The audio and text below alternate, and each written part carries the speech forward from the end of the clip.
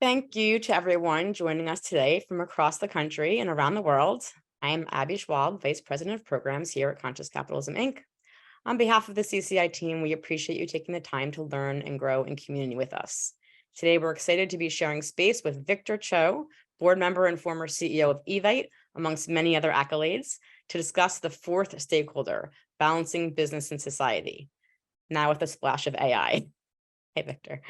As many of you know, conscious capitalism is a philosophy that emphasizes the human nature of business, as well as a movement of business leaders from around the world working to change the practice and purpose of capitalism as a means to elevate humanity.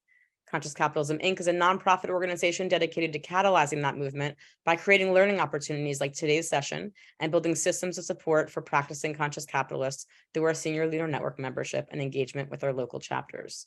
Several times a month, CCI offers virtual gatherings like this as a way for the community to see how this philosophy takes shape in the leadership journeys and the business practices of those in our network.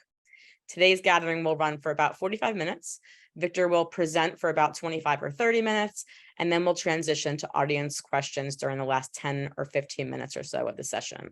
So please use the Q&A box at the bottom of your screen to submit your questions, and we'll try to get to as many of those as we can during our time together. If you have any technical questions or issues, please email us at info@consciouscapitalism.org. Now, I am excited to introduce you to Victor Cho, a passionate consumer advocate. Victor was most recently the CEO at Evite, where he led the company back from the brink of COVID-19 extinction and returned it to growth, financial health, and a successful corporate extraction. Before that, Victor was a CEO during a multi-year turnaround effort at Kodak Gallery. He served as the vice president and leader of Intuit's web channel, taking the business from 300 million to 1.3 billion in revenue. Victor also spent 7 years at Microsoft, where he launched some of the company's earliest internet commerce initiatives. Victor's received numerous awards for his work, including being named the Internet Person of the Year by the Internet Marketing Association and receiving an Italian knighthood from the Royal House of Savoy for his philanthropic efforts, which have raised nearly 30 million for charities and nonprofits. In addition to his board seat at Evite, Victor also currently sits on the board at Modo Payments, as well as the advisory boards of the Internet Marketing Association and Wharton Customer Analytics as a Wharton alumnus.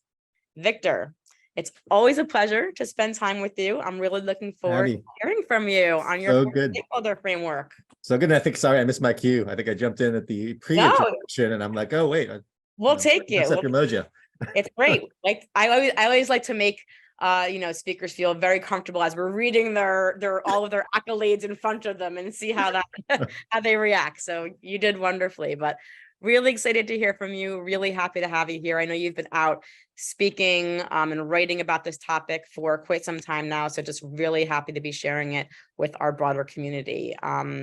And I'm gonna turn my camera off, leave it to you for a little bit. I will come back whenever you're ready. And again, just if questions come up as Victor's speaking, just drop them in that Q&A box. Excellent. Now, such a pleasure to be here. So for all of you in the audience who I actually can't see yet, but I can envision you in my mind's eye.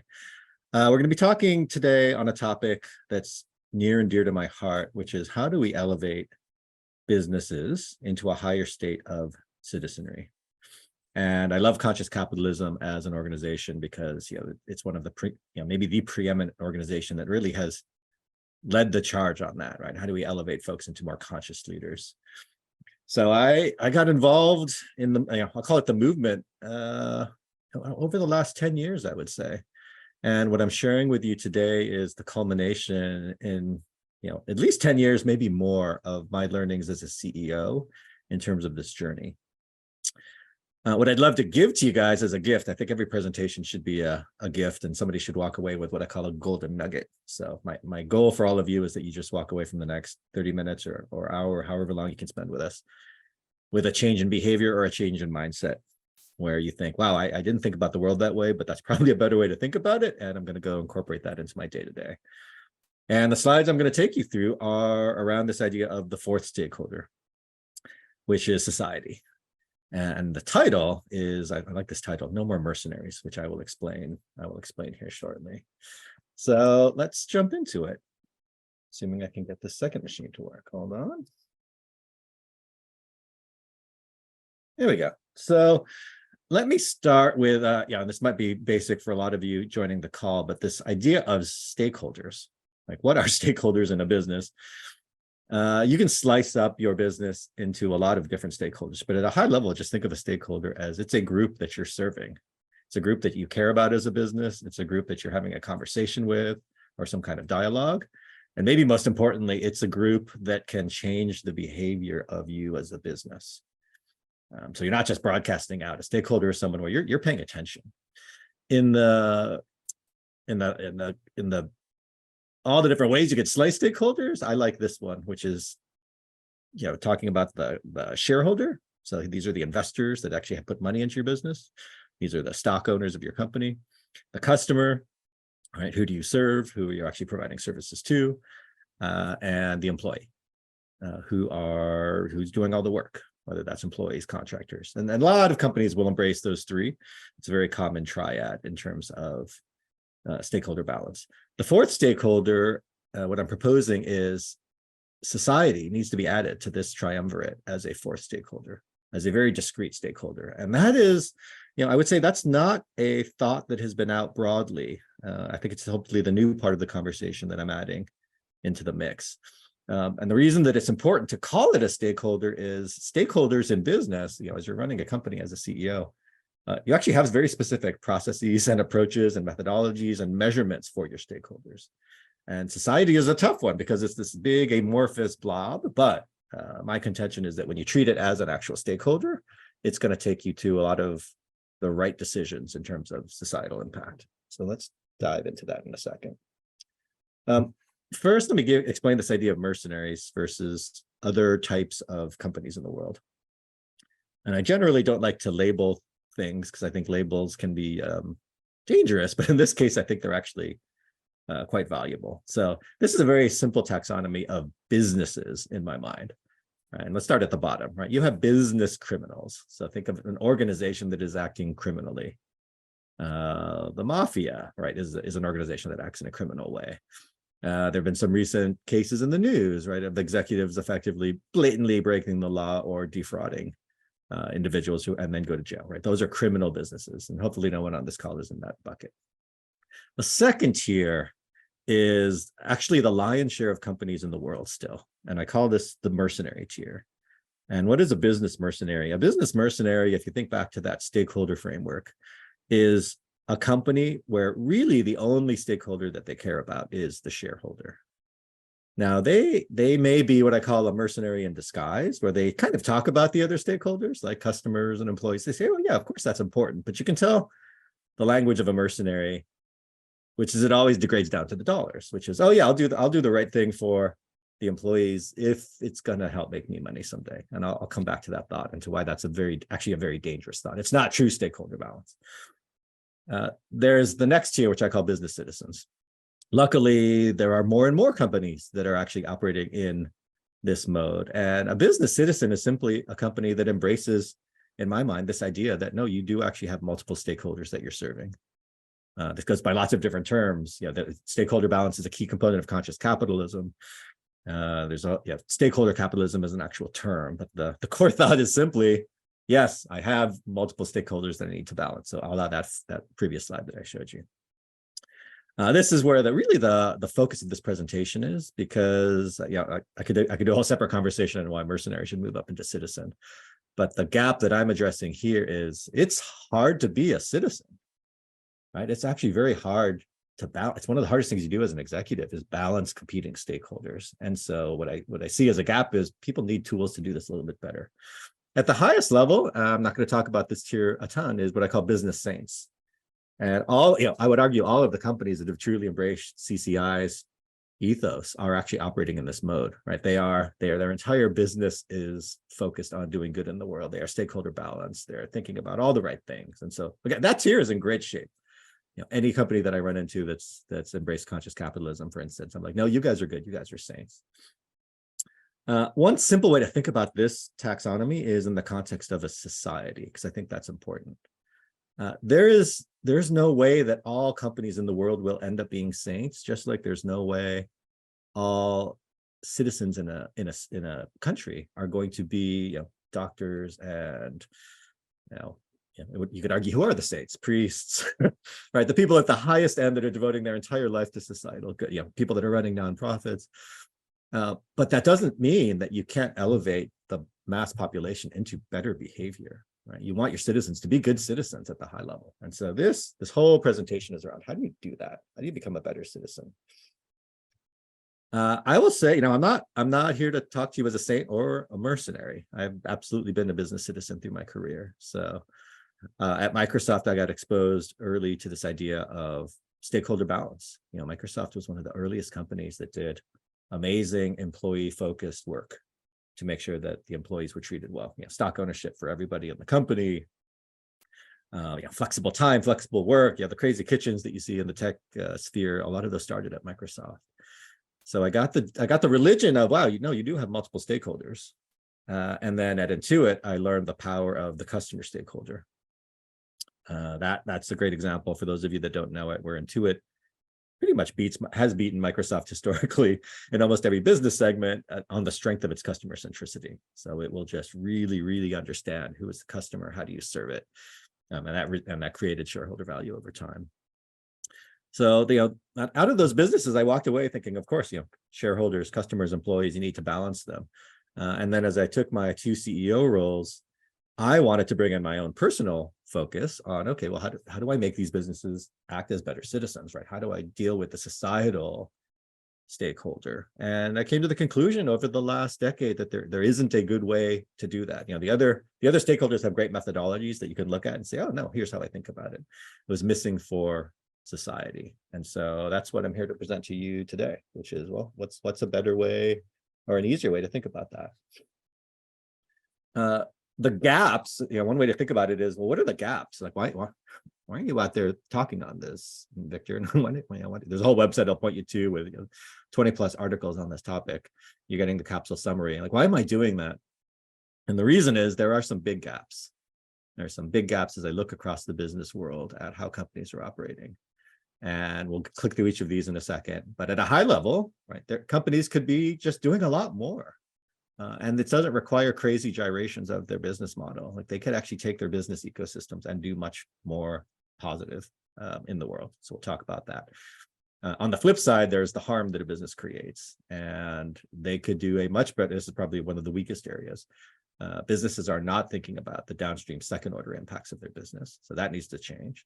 There's a prioritization problem for sure, which is companies are barraged. If you're a CEO, you're literally barraged with a ton of things that you think you need to go focus on from a societal perspective, right? There's the environment, there's diversity, there's impacts that your business is having on the community. How do you trade those off, right? How do you actually go after the big things first? That's a huge gap.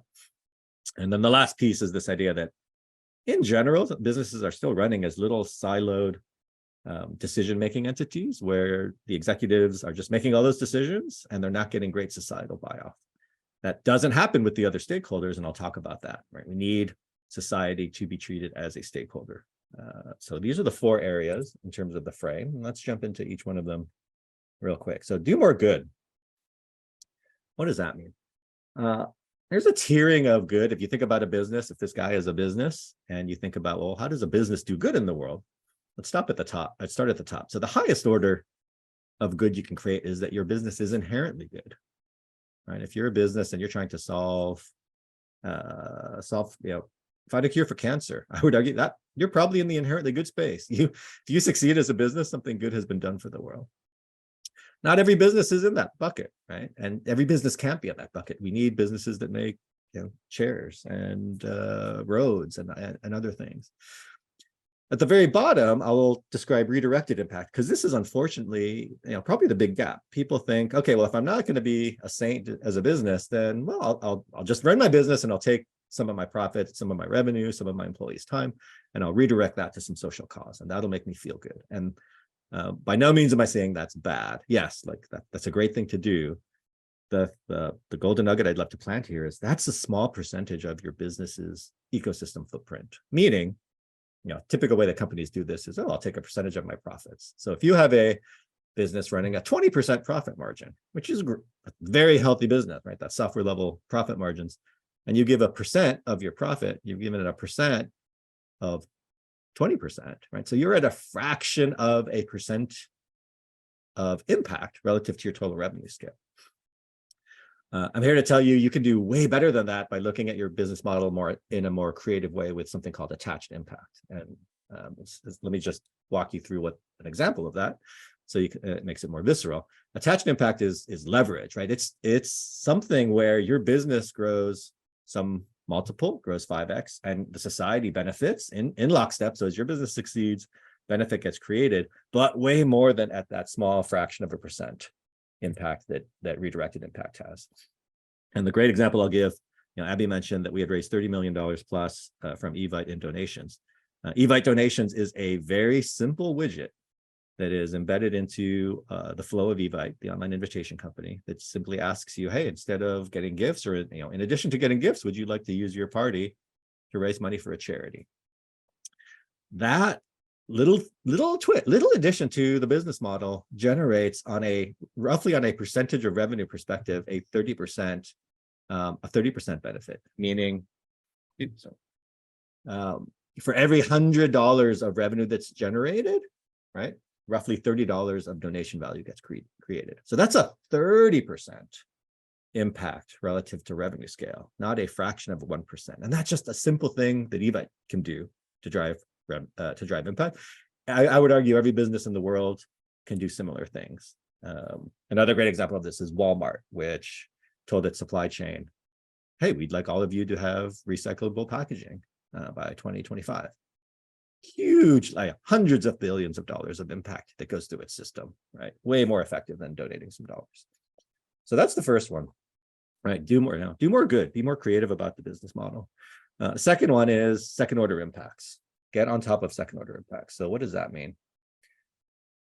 The good news is no business in my mind is founded to harm society, right? Nobody starts a business saying, I'm going to burn the world down.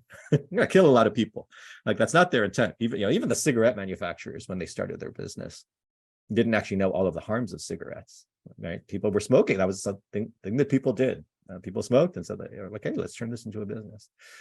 The problem is, over time, and especially as businesses get scale, harms do bubble up, and those harms can come in either first or second order impacts. A first order harm is an easier harm to identify because it's something where you as the business are doing something and you're creating immediate harm, right? If you're polluting a river, it's killing all the fish. It's like, oh yeah, that's me. That's pretty clear.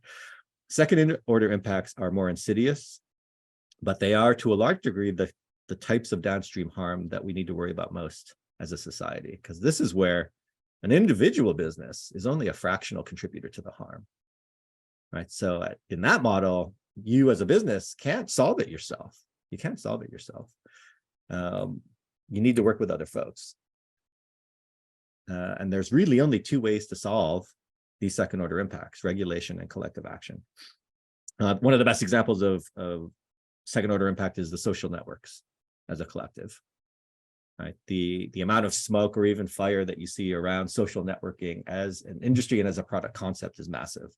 Right? We know it creates disinformation spread. We know it's highly correlated with depression, teen depression in particular.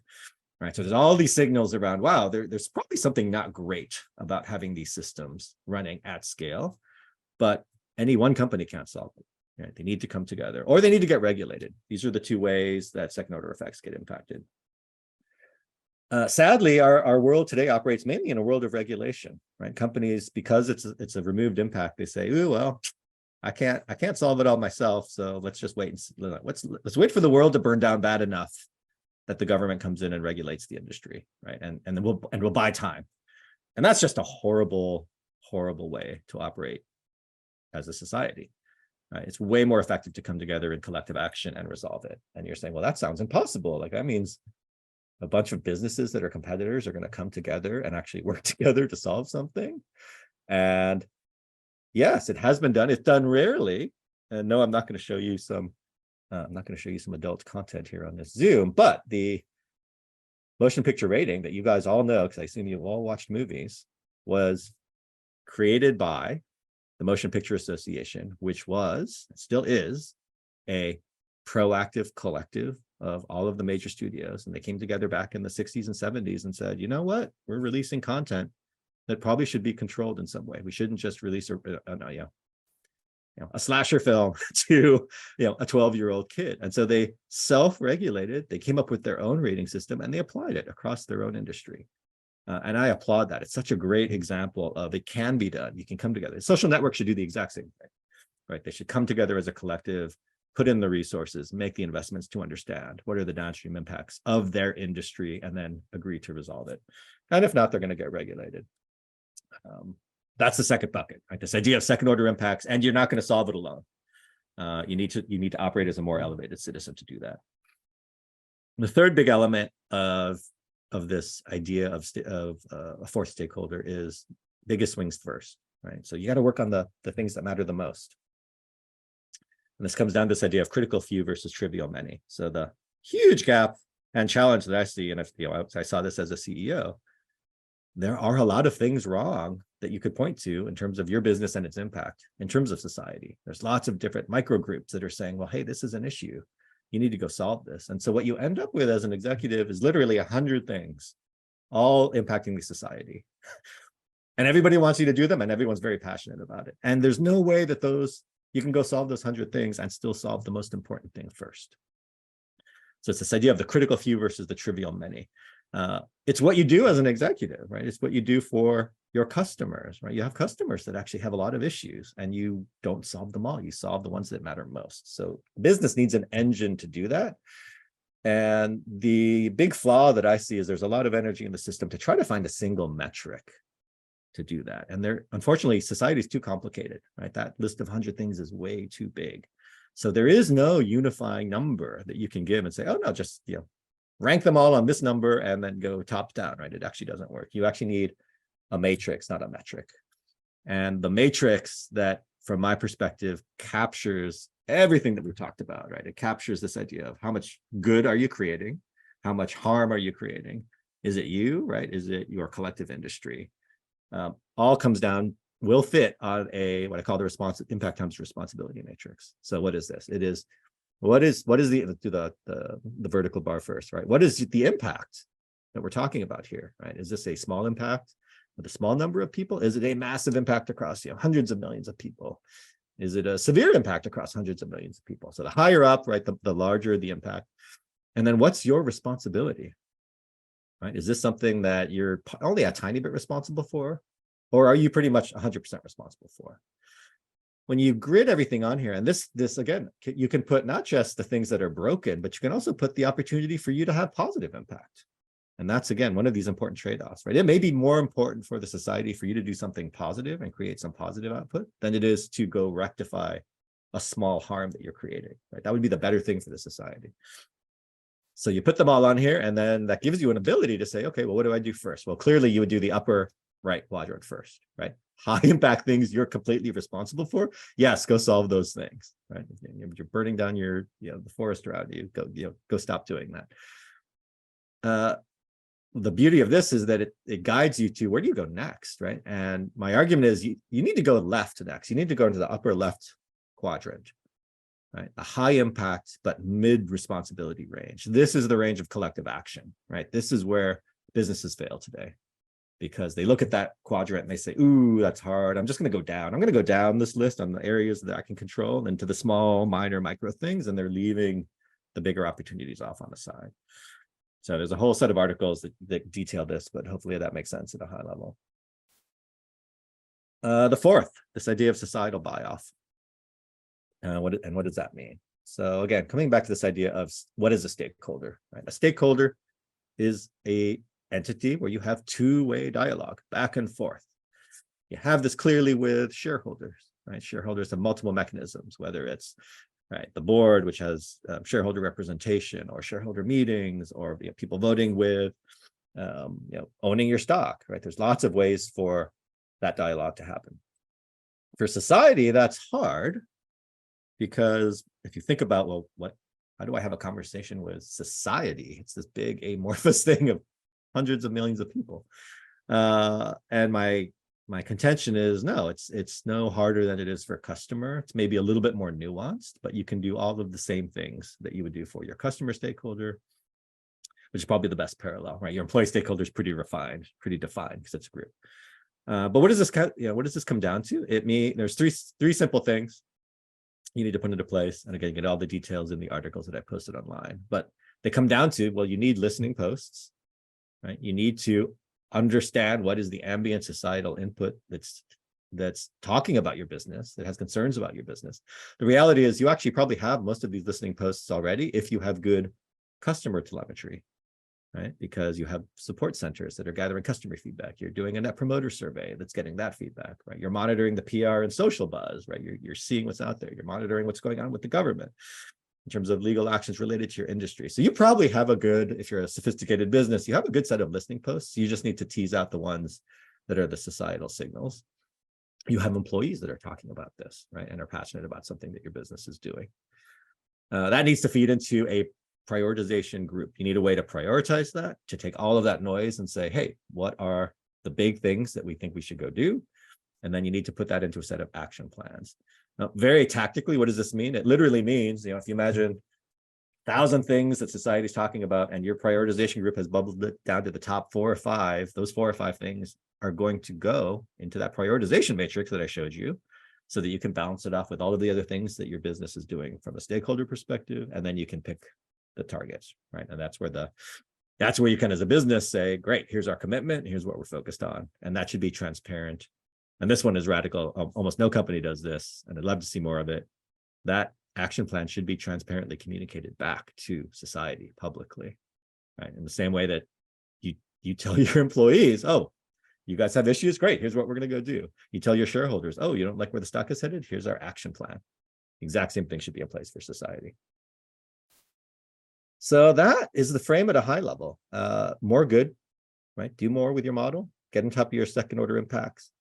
Go after the biggest things first using a matrix, not a metric, and put in place a two-way dialogue. When you talk about it at this level, it seems very simple. Of course, it's not, right? This is not something that happens every day.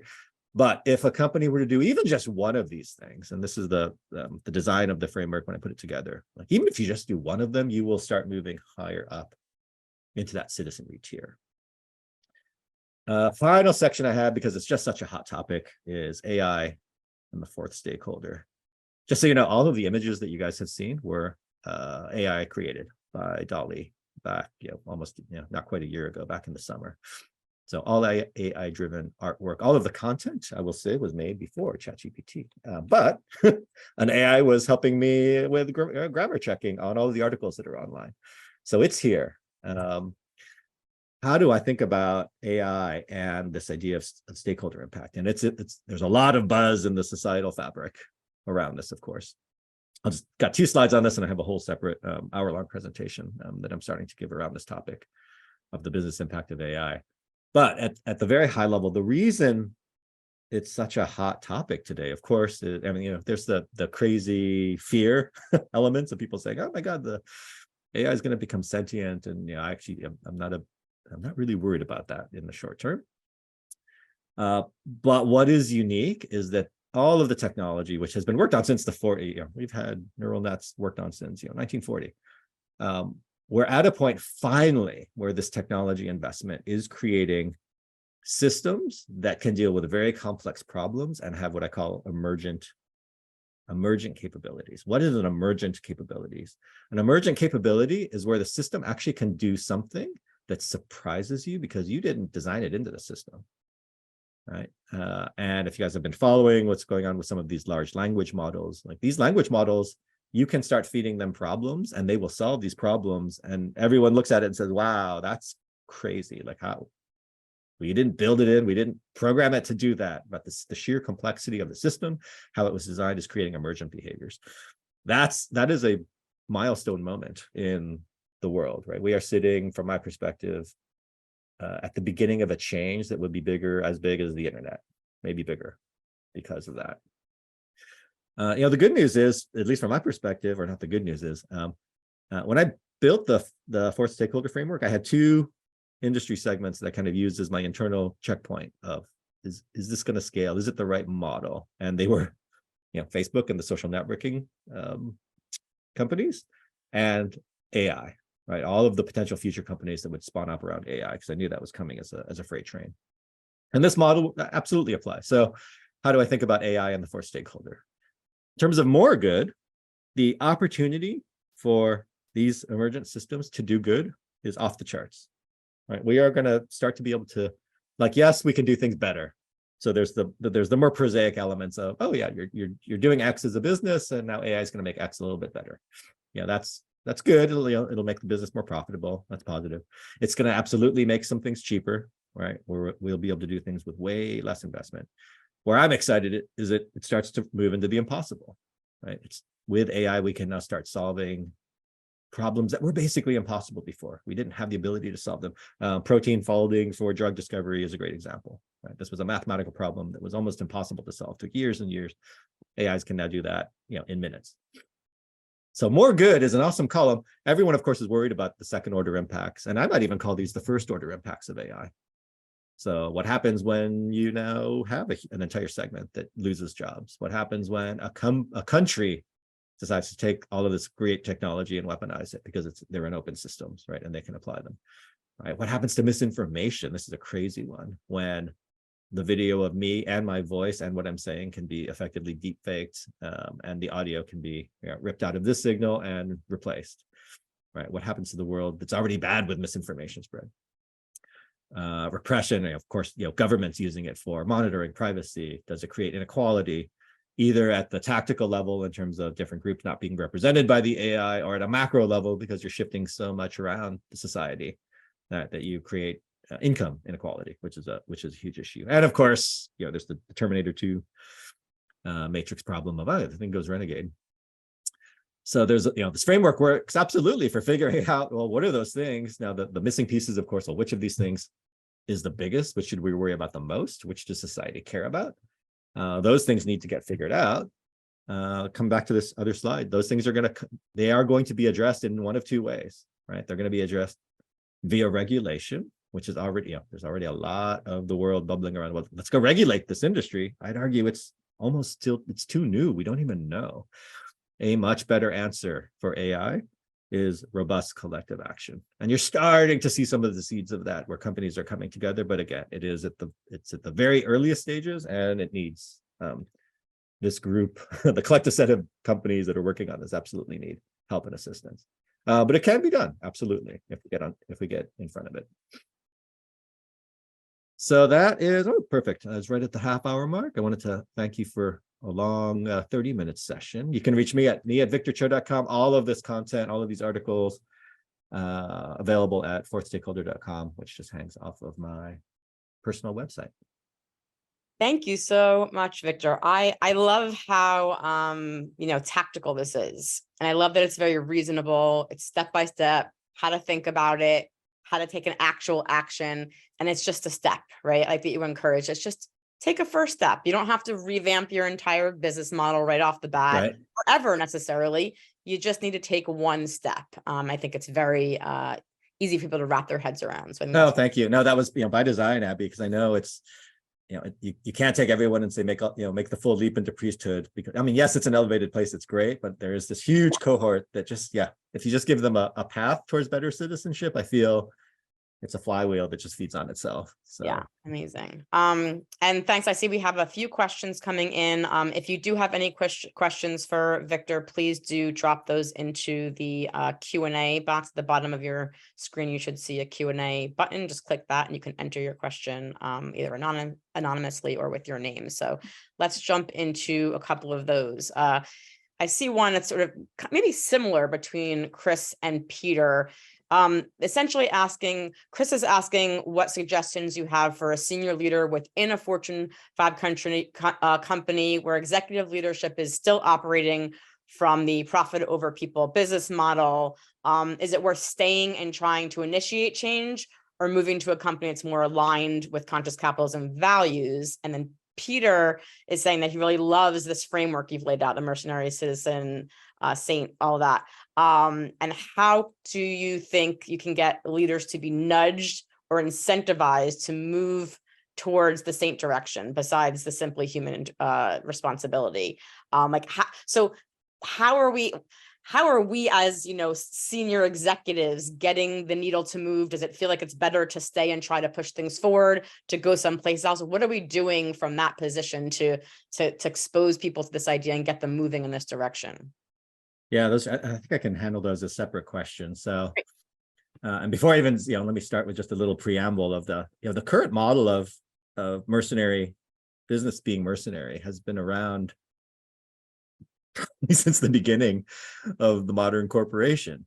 And worse than that, like, and this is no fault on anybody, I would argue, right? This is just the training that we got. Like I'm an old dude, so when I came through school, I literally remember the textbook and the lines. It's like, oh, you want to be a business executive? Like your job is to create shareholder value. That's it. That's your job, right? And so imagine an entire generation, multiple generations of people that have said, oh no, business, that's what business is. That is your role. It's just until the last, I don't know, 20, maybe 20 years. I'm trying to think, when was CCI founded, Abby? 15 years ago. Okay, so 15, like it was starting to bubble, right? But this deeper idea of stakeholder balance and all of that, it's more of a new thought in the arc of capitalism. And the good news is you're seeing, so, again, I had to stratify leaders. There's a group of leaders that get exposed to the idea, and really that's all it takes. They're like, oh, of course that's the city we would want to live in, right? Of course that's where we want to go, and they make the jump, right? And so for them, it's really just a function of exposure and having them start to make the move. So going back to the question of your senior leader team, I think one of the biggest things you could do is start exposing them to CCI. Expose them to ideas like this if they need baby steps, right? Whatever it is, and do they start demonstrating the appetite to move, right? Or are they an entrenched mercenary behavior? If your senior leadership is an entrenched mercenary behavior, I will argue it's going to take a while to change that mindset, right? That mindset now needs to change either because of board pressure, right? Because the boards are coming in, which is harder, right? If you're just an employee in a company, very hard for you to go influence the board at that level, right? It may come from customer pressure, for sure, right? If the business is doing something blatantly horrible, the good news is, again, the ethos of the society is people are starting to care more about these things and pay attention. They're not buying from companies that they think are right, are blatantly destroying the society. So that's good, but again, not something that you can directly control. So I think my short answer is, try to get exposure and see what behavior is. And if behavior doesn't align, if you even see small steps towards, yes, let's advance. And I think that's positive. If not, then I wouldn't expect it to change rapidly unless there's new leadership that's put into place. Yeah. And this is, the reason I start with this frame, and I'm talking to chatted Abby with the 100 or so CEOs at the event, is I think it does start from the CEO. That is the starting linchpin point, is that executive needs to be bought off for it to start to ripple through the business. Yeah. Great. The question, what was that complete? Do you feel complete with it? Yeah. No, I'm just, and the second one was, any specific, Dee would like to know any specific recommendations you have for the survey or listening tools that you kind of referenced, anything that you particularly like? Yeah, no, this is one where in my next CEO role, which I'll go take, I'll actually start, I'll kind of build more formally a lot of the stuff so I can present them out as templates and tools. In the short term, no, it could be as simple as a big spreadsheet or database of what you're going to get is similar to your customer feedback. You're going to get 100 things that are listed as, wow, these are things that are important. And then it's, let's figure out what is the impact of these things? Are they big? Like, how do we quantify that? What's our responsibility? It doesn't need to be a super complex tool. And in a weird contradictory way, the societal feedback points are going to feel a little fluffy, right? Because a lot of these things are fluffy and they're hard. It's like, oh, what's more important that I don't know, 100 people died because of my drug, or I don't know, I saved 1 million people with my drug. Like, should I shut my drug off? Not save them? Like, well, no, I would argue, well, let's go figure out how to maybe mitigate. But no, the good that you're bringing is pretty significant, right? But those are not formulaic trade-off answers, and that's one problem where, again, and this is the fault of business, we've trained businesses to say, no, everything should degrade into a very specific quantifiable number, and there are just some things you can't do. Like, I can't. You don't tell your kid that. It's like, oh yeah, be a good person, and here's the score on the number of compliments you gave your friends. Like, here's the chart. Like, you don't do that. It's like, no, you feel it, you see it, you experience it. Yes, you kind of know it. We're really good heuristic beasts in terms of our minds. Like we can generally get a sense of optimization when we see it.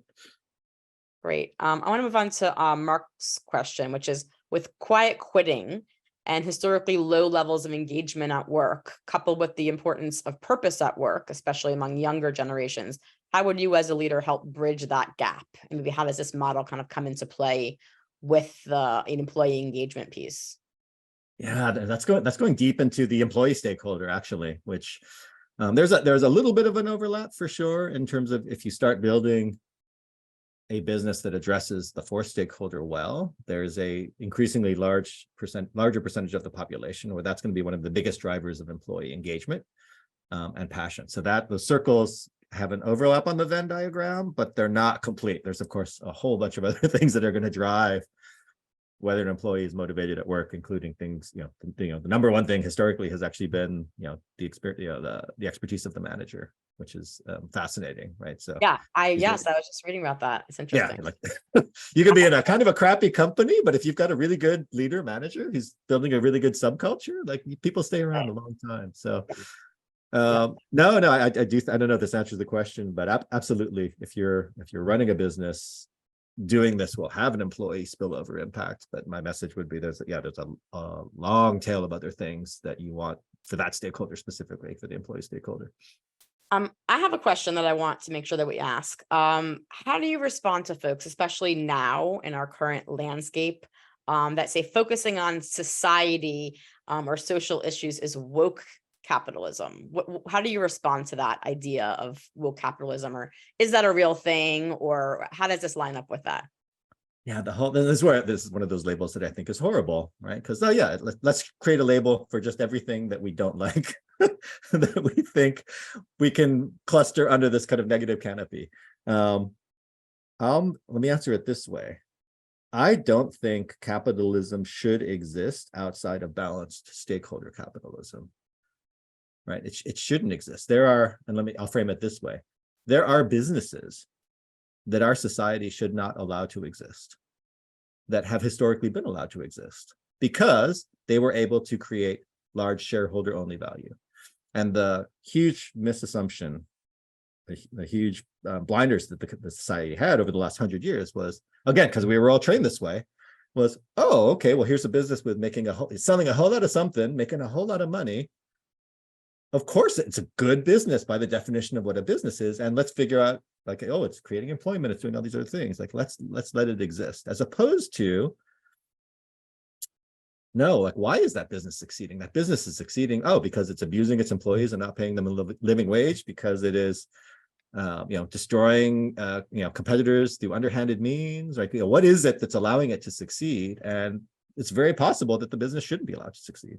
Now that cycle, again, works today on a regulatory cycle, right? So those companies tend to get called when regulation comes in sometimes, but that's, again, why I'm not a big fan of regulation to solve these problems is there's a weird counterpoint, which is regulation often helps the biggest entrenched companies, right? Because they're so big and they can bring so much resource and they can actually deal with whatever complexity that they're getting to a compromised position on. And then it creates a barrier for more competitors to come in. And so, again, I don't know that totally answers the question, but just some companies don't deserve to exist, right? And they shouldn't be allowed to exist. And I actually think in a future world, Abby, where if you think of the ethos of employees who are not going to work increasingly, they're not going to work at companies that are not balanced in terms of stakeholder approach, and customers increasingly over time will not buy, right? It'll be a consideration. It won't be the only one, but it'll be a consideration.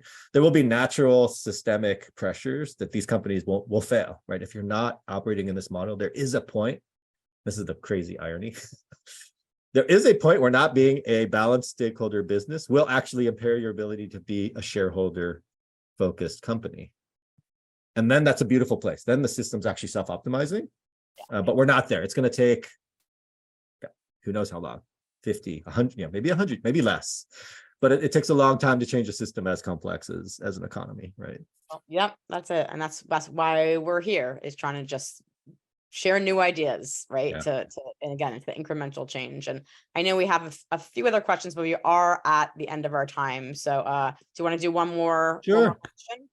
Okay, let's see. I'm thinking about maybe Charles's question, which is, well, I totally agree that these types of things fall into intangible actions that are difficult to measure, but people and companies do what they are measured against. How do we cross this divide? How are we measure if we have those, you focus on what you measure, right? But it's hard to measure these things. Is the answer to measure, to find ways to measure the social impact, or just be okay with the fact that some things are not measurable? I think it's the latter, and there's a great there's a whole organization called B Labs that is underlying the something called the B Corporation, B certification, and a lot of those they're not metrics, right? They're statements of process. Meaning, so one great way you can do it is like, if I were to do it, right, sitting on a board is like, oh well, have you identified all of your first and second order harms, right? Have you do you have a system to actually prioritize it? Like, are you actioning that system, right, from a priority perspective?